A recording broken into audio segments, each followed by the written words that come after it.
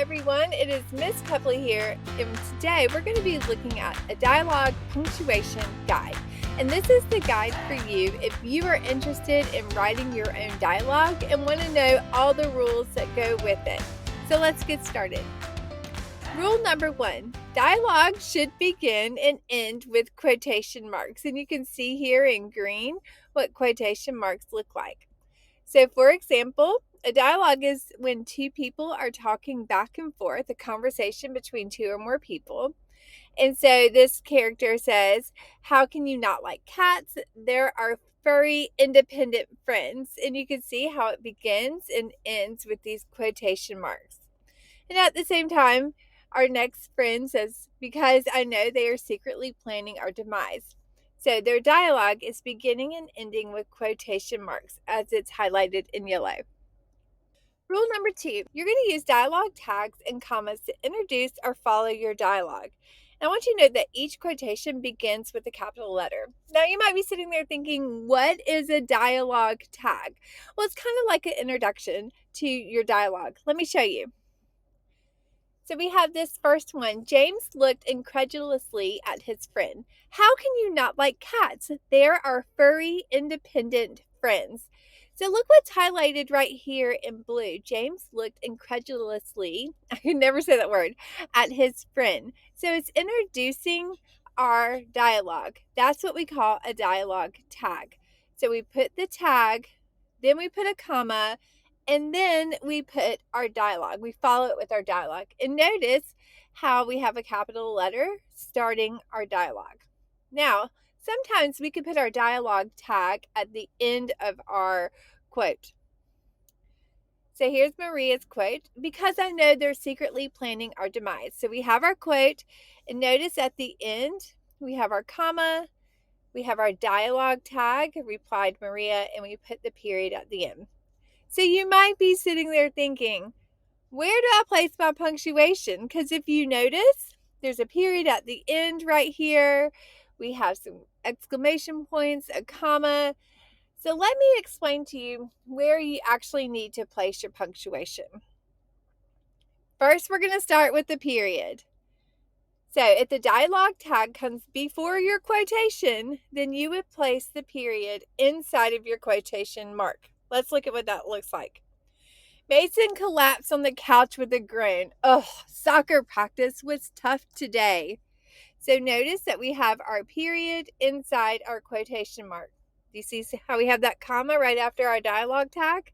You still need to include that. Let's look at this one. If the dialogue tag comes after the quotation, then you would place a comma inside of the quotation mark and then the period after the dialogue tag. So, "I guess your coach is trying to prepare the team for playoffs," Mason's mom replied. So notice we have a period here, but we didn't put it inside the quotation marks when the dialogue tag is at the end. We put a comma and then the dialogue tag. Do you see the difference between the two? So we have the dialogue tag at the beginning here, so we end it with a period. When our dialogue tag's at the end, we put a comma with a period at the end. So that is the period. The exclamation point, which is like my favorite punctuation ever. If the dialogue tag is after the quote, you put the exclamation mark, close your quotation, and place a period at the end of the dialogue tag. So it looks like this. "We are going to bring home the state championship trophy." So that's his exclamation. So we have an exclamation point, and then we have a period at the end of our dialogue tag. "Mason exclaimed during the pep rally." So that's our dialogue tag, and we put a period at the end. Now, if the tag is before the quote, you put a comma, you open your quotation mark, and put the exclamation mark on the inside of the quotation, like this. "Mason jumped up from his seat, comma, let's go Panthers, exclamation point." So if you notice in both cases, the exclamation point is inside your quotation mark. The only difference is how you're punctuating the dialogue tag. If it comes at the end, you put a period. If it comes at the beginning, you put a comma and then start your quotation. Good news, my friends. with the question mark, you will follow the same rules as the exclamation point. So you place the question mark on the inside of the quotation, regardless of where the dialogue tag is placed in the sentence. So look, do you think we have done enough to prepare? Mason asked his coach. So your question mark is inside your dialogue tag and your period's at the end. Now, if your dialogue tag comes at the beginning, just like with the exclamation point, we put a comma.